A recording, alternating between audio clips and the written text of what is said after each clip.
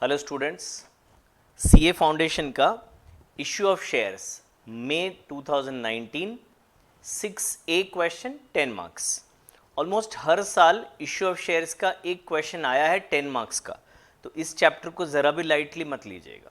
ये पूरा full fledge question है, मतलब right from issue, application, allotment, forfeiture, री इश्यू, सब कुछ है ये क्वेश्चन के अंदर। ठीक है, चलिए पढ़ने की शुरुआत करते हैं।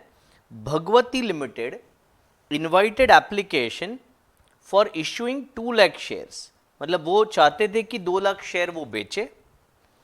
एप्लीकेशन में 3, अलॉटमेंट में 5, फर्स्ट कॉल में 2। Application were received for 3 lakh shares. तो बच्चे लोग यहाँ पे बहुत बड़ी मिस्टेक करते हैं। हम बेचना चाहते हैं 2 लाख शेयर, हमें एप्लीकेशन मिला 3 लाख का, तो क्या सारे पैसे हम रख सकते हैं? क्या हम 3 लाख शेयर इशू कर सकते हैं? नहीं कर सकते हो। सेबी मना करती है। सेबी कहती है आपने ओरिजिनली 2 लाख ही इशू किया था ना, तो आप 2 लाख के ही पैसे अपने पास रख सकते हो। ठीक है, बाकी के पैसे या तो आप रिफंड कर दो या अलॉटमेंट में जो पैसे आप मांगने वाले हो उसके साथ एडजस्ट कर दो। ठीक है, सो देखते हैं क्या लिखा है। Application were received for 3 lakh shares and pro rata allotment was made. Pro rata का मतलब होता है proportionate allotment.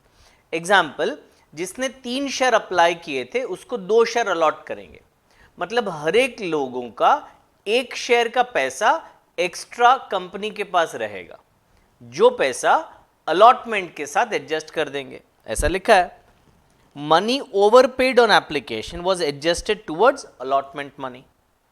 B, who was allotted 3000 share, failed to pay first and final call, यानी उसने अलॉटमेंट के पैसे दे दिए, एप्लीकेशन के तो दिए ही थे, तो उसके शेयर फोरफिट कर दिए।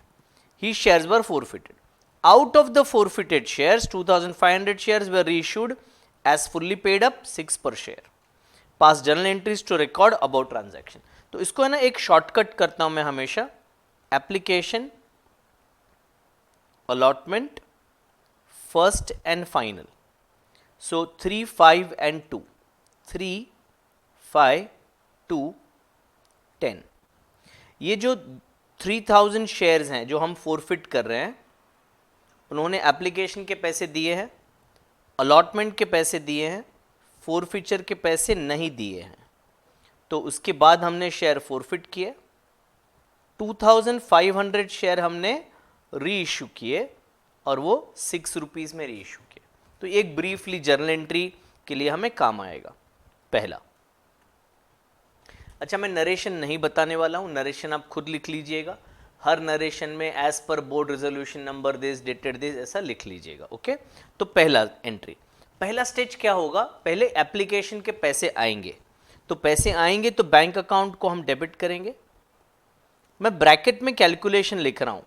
एप्लीकेशन हमें मिला 3 लाख शेयर का और पर शेयर 3 रुपीज़ मिला, राइट? तो अमाउंट आएगा 9 lakh rupees. Bank account debit होगा और 2 equity share application account credit होगा 9 लाख से।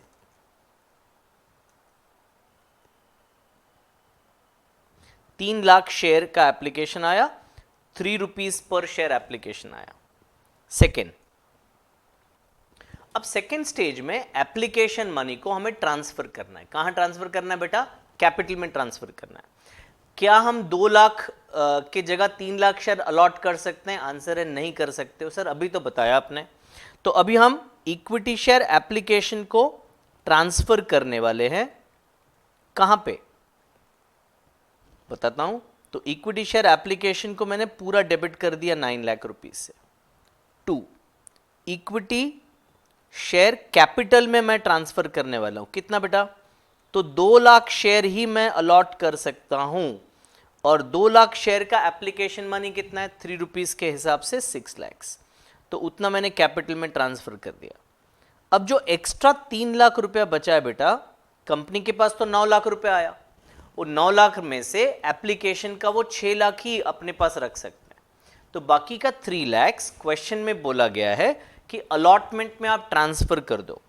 तो ये मैं ट्रांसफर कर रहा हूं इक्विटी शेयर अलॉटमेंट अकाउंट में। ठीक है, नरेशन इसका बोल देता हूं, being 2 lakh shares allotted at the rate 3 per share and excess application money transfer to allotment.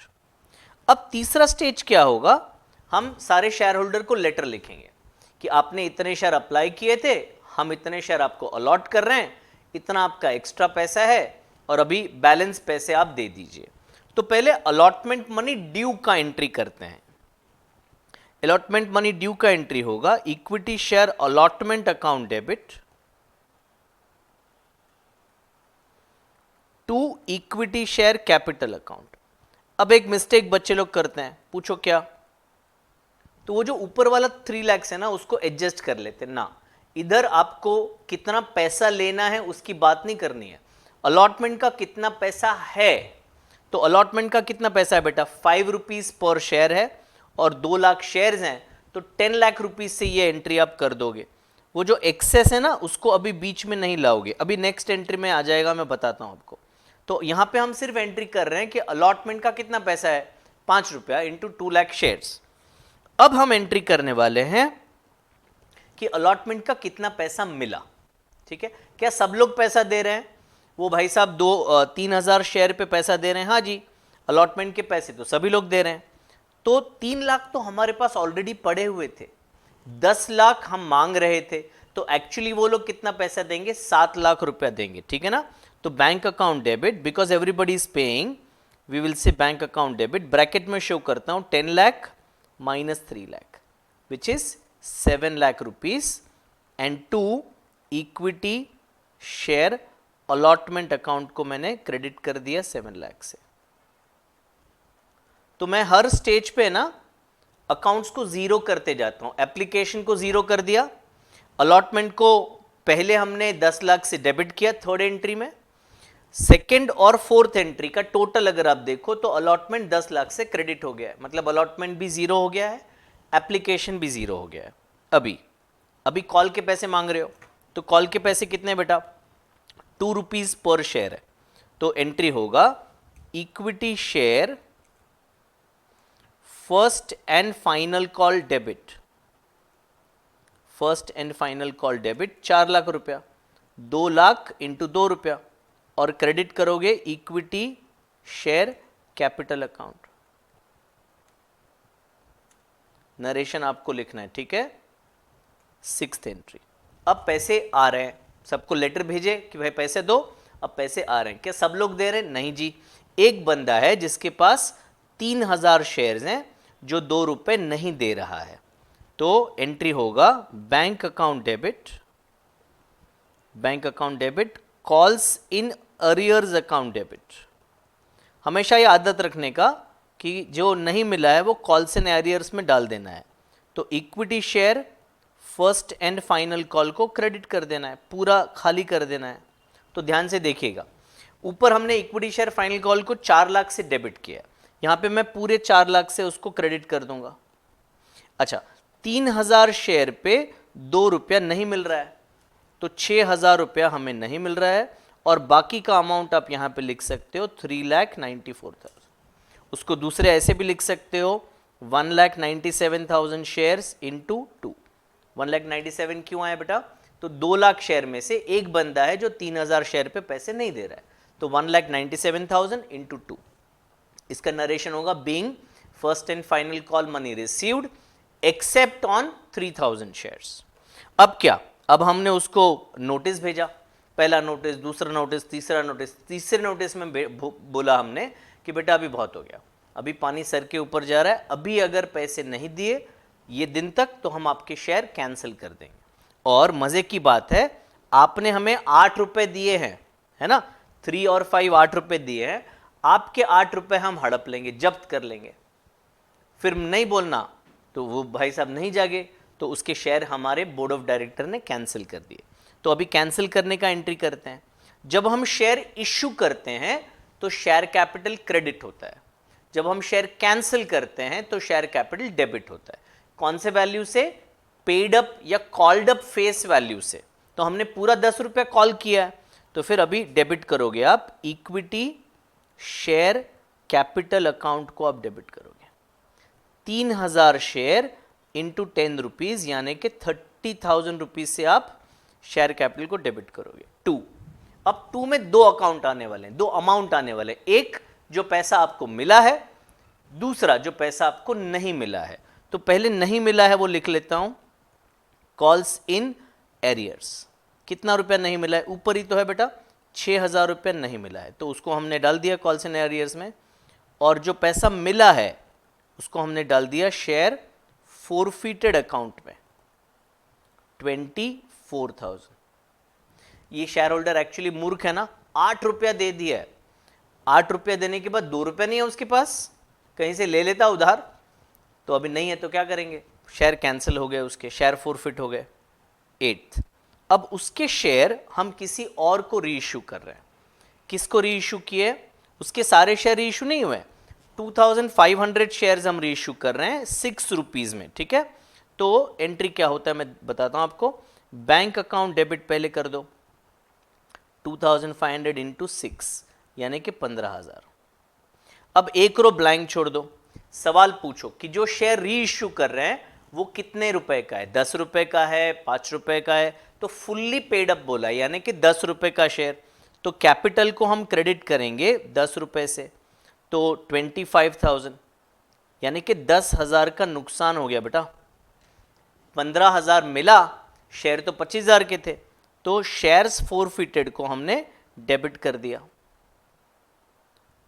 पहले हमने उस आदमी के 24,000 जब्त कर लिए थे, है ना, 24,000 3,000 शेयर्स के वो जब्त कर लिए थे, उसमें से 2,500 री इशू कर रहे हैं, तो 10,000 का हमें नुकसान हुआ है। 9th, अभी एक लास्ट एंट्री है जिसमें हमें फोरफिचर से री इशू में जितने भी हुए उसका प्रॉफिट हमें ट्रांसफर करना है। तो उसका एक फॉर्मूला मैं आपको देता हूं, प्रॉफिट ऑन री इशू कैसे फाइंड आउट करते हैं। प्रॉफिट ऑन री इशू, ये फॉर्मूला कब यूज करेंगे बेटा? जब पार्ट री इशू हो रहा है ना तब। अगर पूरे 3,000 री इशू कर देते ना तो ये फॉर्मूला का जरूरत नहीं था, पर हम पूरे री इशू नहीं कर रहे हैं तो ये फॉर्मूला का जरूरत है। Share forfeited upon number of shares forfeited into shares reissued minus loss on reissue. तो हमारा शेयर फोरफिटेड है 24,000, नंबर ऑफ शेयर फोरफिटेड है 3,000, नंबर ऑफ शेयर री इश्यूड है 2,500 और लॉस ऑन री इश्यू है 10,000, ठीक है। तो ये हो जाता है 20,000 ब्रैकेट का अमाउंट माइनस 10,000 यानी कि 10,000 का प्रॉफिट है। तो ये ट्रांसफर करेंगे हम शेयर फोरफिटेड से कैपिटल रिजर्व में। तो शेयर्स फोरफिटेड को हमने डेबिट कर दिया,